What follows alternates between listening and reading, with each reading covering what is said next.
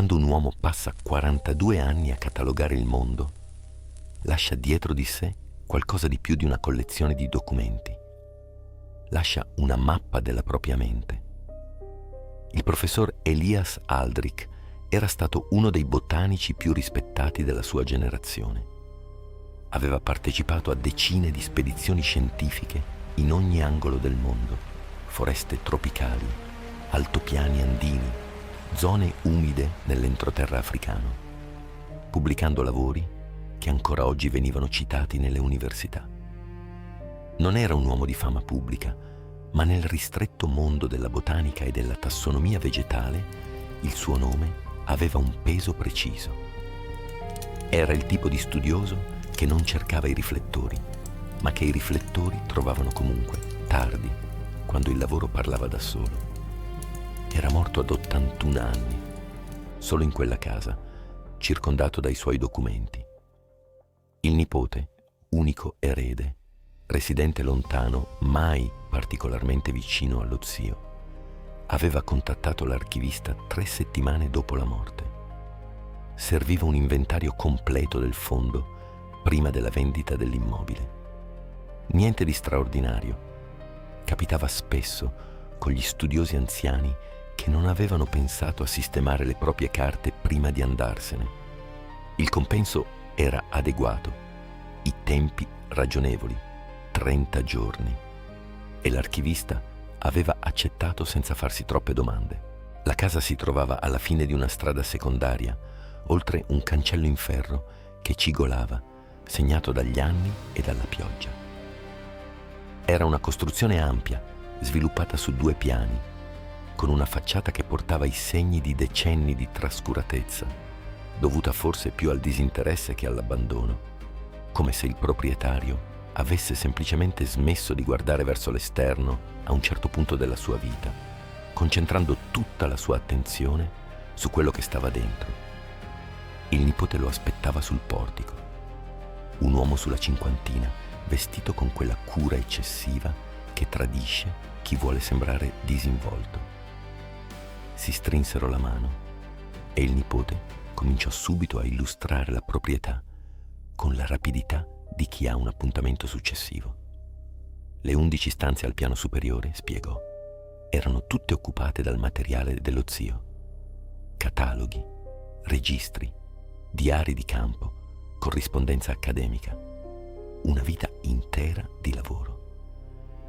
Lui non aveva toccato niente, non sapeva da dove cominciare e non era sicuro di volerlo sapere. Aveva sentito parlare dell'archivista da un notaio di fiducia e quello che voleva era semplice, un inventario preciso, tutto catalogato, tutto valutato. Poi la casa sarebbe andata sul mercato. Mentre il nipote parlava, l'archivista guardava intorno a sé con l'occhio abituato di chi ha trascorso 20 anni a entrare nelle case degli altri e a capirle prima ancora di aprire un cassetto. C'era qualcosa in quella casa che non riusciva ancora a definire, una qualità dell'aria, forse, o il modo in cui la luce filtrava dalle finestre parzialmente oscurate, dalla vegetazione cresciuta senza controllo. Mentre osservava il giardino attraverso la finestra del corridoio, che notò una pianta. Era nell'angolo più lontano, quasi nascosta dalla siepe non potata. Bassa, con foglie di un verde quasi metallico e un fiore centrale color crema, ceroso, che sembrava non appartenere né alla stagione né al clima di quella zona. Diversamente dal resto del giardino, lasciato andare, inselvatichito, quella pianta aveva l'aspetto di qualcosa che era stato curato fino a poco tempo prima. Qualcuno si era preso cura di lei con regolarità, anche quando tutto il resto era stato abbandonato. L'archivista indicò la pianta, con curiosità disinvolta, e chiese al nipote come si chiamasse.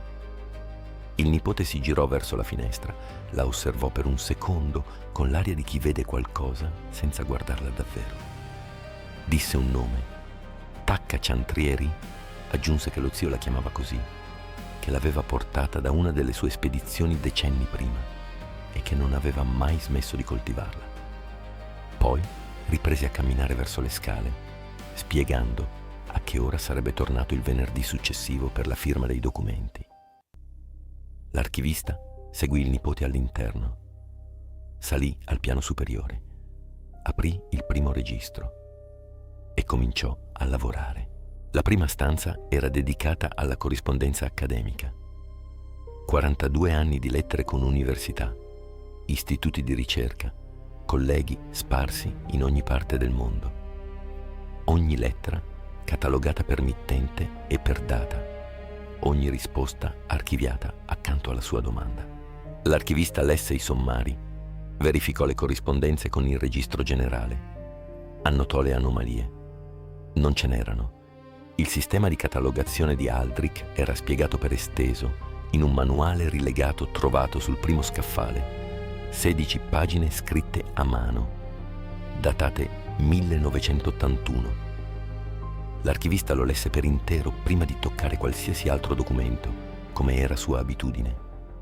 I sistemi personali erano spesso idiosincratici e capirli in anticipo evitava settimane di lavoro da rifare. Il sistema di Aldrich era notazionale alfanumerico, lettera per la categoria tematica, numero per il sottogruppo, e non presentava particolarità degne di nota. Era preciso, coerente, applicato senza eccezioni nel corso di 4 decenni. L'archivista annotò le convenzioni principali e passò alla stanza successiva. La seconda stanza conteneva i diari di campo, taccuini rilegati in tela, uno per ogni spedizione, ciascuno con una etichetta che riportava data e destinazione. Le destinazioni coprivano mezzo mondo. L'archivista aprì alcuni taccuini a caso, verificò le corrispondenze e procedette. Fu nella terza stanza che notò qualcosa di strano. La terza stanza era dedicata ai cataloghi botanici. Erano i documenti più numerosi dell'intero fondo, 5 scaffali interi, organizzati per area geografica e poi per decennio. Ogni catalogo seguiva la stessa struttura: nome comune della specie, nome latino, habitat, caratteristiche morfologiche, note di campo. Le illustrazioni erano disegnate a mano, con una precisione che richiedeva anni di pratica. Ogni venatura di foglia, ogni stame, ogni dettaglio morfologico, reso con una cura che andava oltre il rigore scientifico. Era il lavoro di qualcuno che amava quello che studiava. L'archivista aprì il primo catalogo, spedizioni degli anni 60, foreste tropicali del sud-est asiatico, e cominciò la verifica di routine. Era a metà del fascicolo quando si accorse che alcuni nomi latini nei margini erano sottolineati. Non tutti, solo alcuni, distribuiti senza criterio visibile lungo le pagine. Dapprima non ci fece caso. Era normale che uno studioso evidenziasse le specie di maggiore interesse. Ma quando aprì il secondo catalogo, anni 70, bacino amazzonico, trovò la stessa cosa. Nomi latini sottolineati, apparentemente casuali, nessuna nota esplicativa accanto. Aprì il terzo catalogo, il quarto, il quinto. In ognuno la stessa cosa. Nomi sottolineati, nessuna spiegazione. L'archivista si fermò. Prese un foglio bianco e cominciò a copiare i nomi sottolineati nell'ordine in cui comparivano, catalogo per catalogo, pagina per pagina. Lavorò per un'ora in silenzio, con la concentrazione di chi ha trovato un filo e non vuole perderlo. Quando finì, guardò la lista. Prese una matita e segnò la prima lettera di ogni nome latino. Le lesse in sequenza, lentamente. Si fermò a metà, tornò all'inizio e rilesse. Fuori, il vento muoveva qualcosa tra le fronde del giardino. La luce stava cambiando, il pomeriggio stava scivolando verso sera senza che se ne fosse accorto. L'archivista rimase seduto con il foglio in mano e quella sequenza di lettere davanti agli occhi e capì 2 cose contemporaneamente: che il professor Aldrich aveva nascosto qualcosa nell'archivio con una pazienza e una precisione che richiedevano decenni di lavoro, e che lui, in questo momento, aveva in mano solo la prima metà del messaggio. L'altra metà era nelle stanze che non aveva ancora aperto. Nomi di piante sottolineati nei cataloghi. Le iniziali sembrano casuali, ma forse non lo sono. Secondo voi cosa indicano? Scrivete le vostre teorie nei commenti. Ripresi a lavorare il giorno seguente, con un metodo diverso. Non più stanza per stanza nell'ordine in cui si presentavano, ma seguendo il filo dei cataloghi botanici attraverso tutto il piano superiore, cercando i nomi sottolineati, copiando le iniziali, aggiungendo lettere alla sequenza. Il messaggio cresceva lentamente, pezzo per pezzo, come un'immagine che emerge da uno sviluppo fotografico. Ci vollero 4 giorni. Quando la sequenza fu completa, l'archivista la lesse per intero 3 volte. Non era una formula, non era un indirizzo, non era una serie di coordinate. Era una istruzione sola, semplice, diretta. Il tipo di istruzione che si lascia a qualcuno di cui ci si fida, sapendo che saprà cosa farne. Indicava la posizione di un libro. Lo trovò nella 7ª stanza, esattamente dove il messaggio indicava. Era sottile, rilegato in tela bordeaux, incastrato tra 2 volumi di botanica sistematica che non avrebbero attirato l'attenzione di nessuno. L'archivista lo estrasse dallo scaffale e lo aprì. Le pagine erano bianche, tutte, dalla prima all'ultima, nessuna annotazione, nessun segno. Un taccuino inutilizzato o forse un errore di rilegatura, il tipo di oggetto che capita di trovare nei fondi privati, senza che nessuno sappia spiegare come ci sia finito. Lo posò sul tavolo di lavoro con l'intenzione di catalogarlo come materiale non pertinente e passare oltre.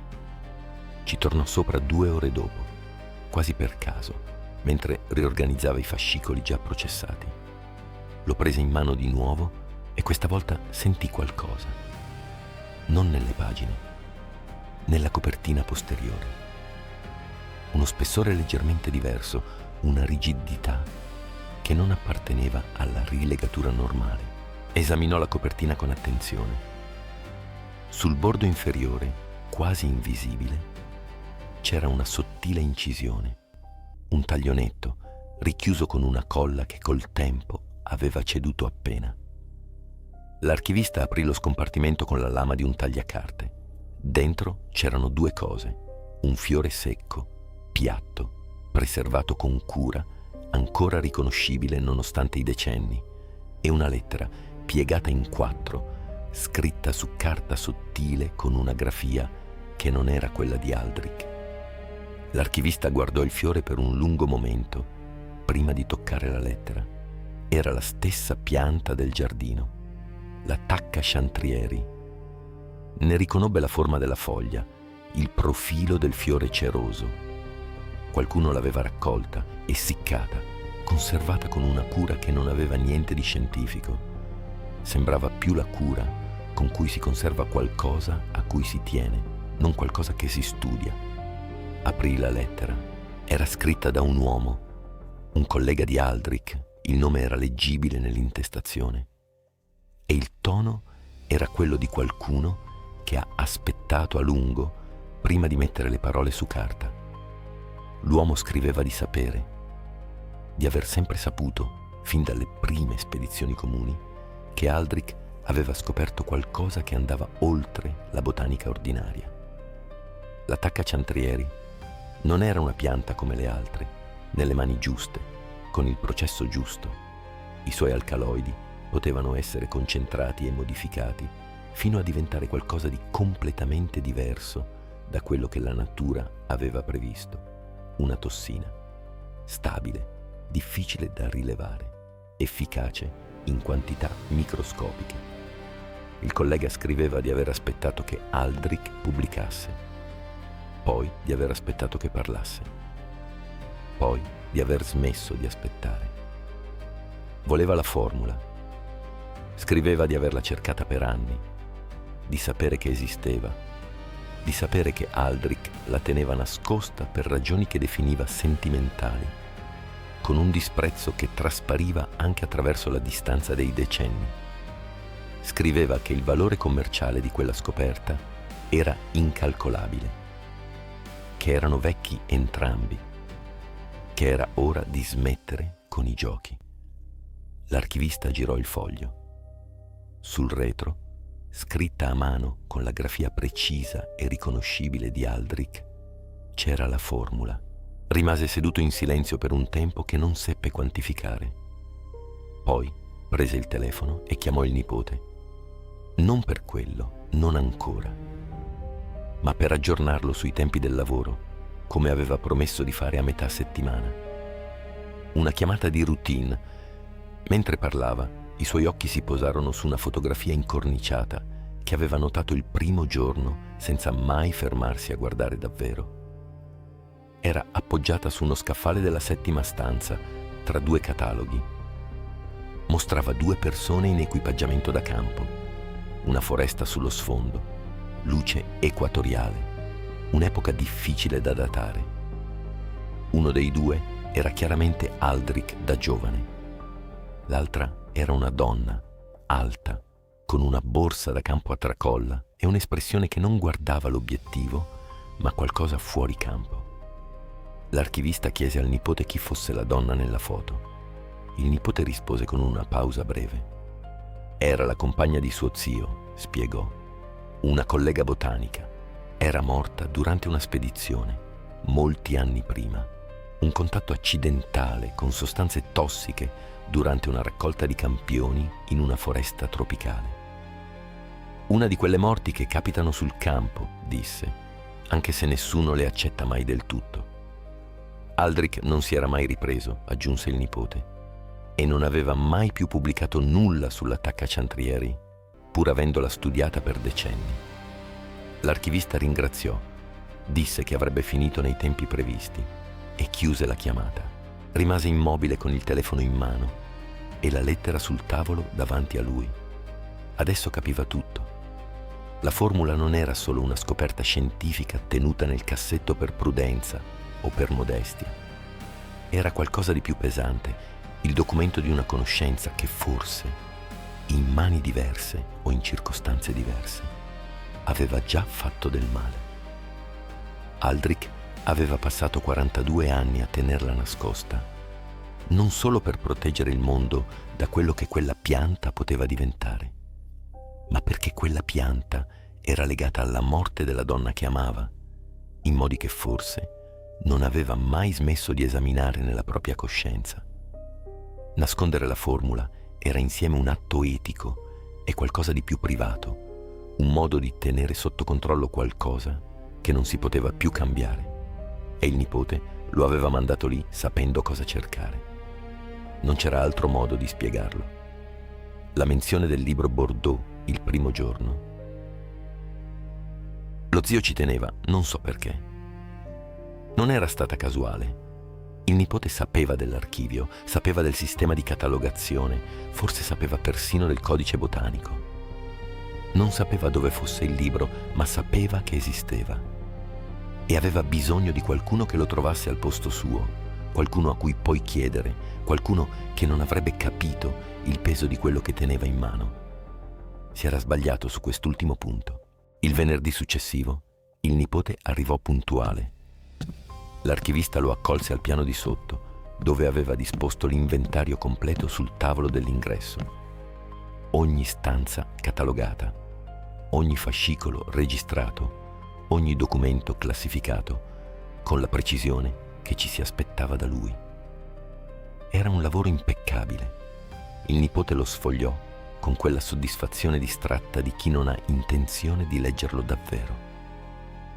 Poi alzò gli occhi e chiese, con una naturalezza studiata, se per caso l'archivista avesse trovato qualcosa di insolito. Libri particolari, documenti fuori dall'ordinario, materiale che non rientrava nelle categorie standard. L'archivista lo guardò per un momento. Disse di no.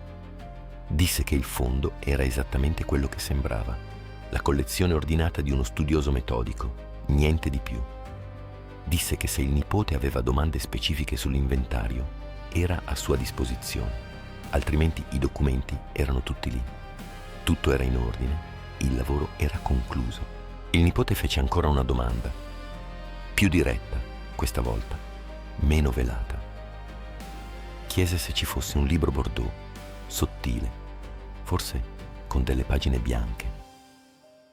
È probabile che lo vide almeno una volta nelle mani dello zio Aldrich. Ed ancora più probabile che fosse stato argomento di discussione fra i due. Ma l'archivista non poteva interessarsi a questa storia e destare sospetti. Disse che non ricordava niente del genere, che con 11 stanze di materiale era possibile che qualcosa gli fosse sfuggito, ma che l'inventario era completo e se il libro esisteva, era lì dentro, catalogato al suo posto. Si strinsero la mano. Il nipote raccolse i documenti e si avviò verso la sua automobile. L'archivista rimase sul portico a guardarlo partire. Poi scese i gradini, attraversò il vialetto verso la propria auto e lungo il percorso si fermò accanto al cestino dei rifiuti vicino al cancello. Aprì la mano, lasciò cadere un foglio accartocciato, salì in macchina e si allontanò senza guardare indietro. Perché alcune cose è meglio che restino un mistero. Anche voi avreste fatto lo stesso. C'è qualcosa che non ti ho detto. Se vuoi continuare a indagare, iscriviti. E se questa storia ti ha colpito, lascia un like.